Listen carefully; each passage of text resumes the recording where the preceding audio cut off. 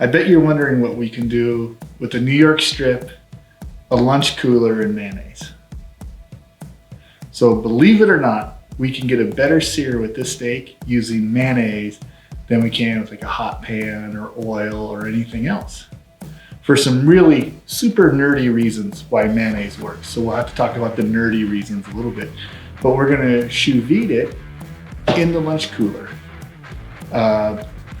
We don't have one of them fancy gadgets to do that, but you can do a sous vide in a lunch cooler. So we're gonna show you how to do that too.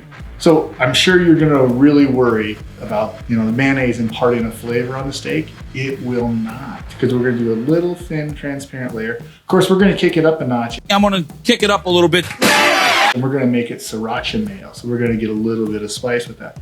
But mayonnaise is an emulsion.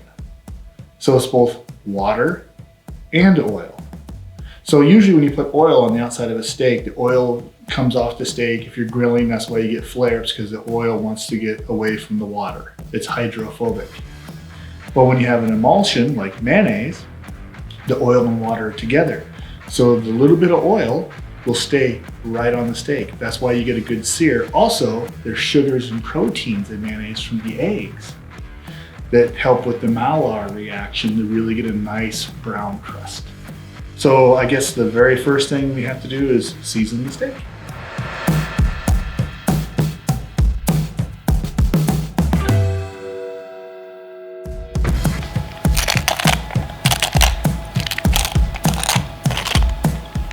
So we pour in water, heated to 135 degrees. So we'll take our seasoned steak and put it in the freezer bag. And we want to make sure we get out as much air as we possibly can and seal it. Now we just drop our steak right into the cooler.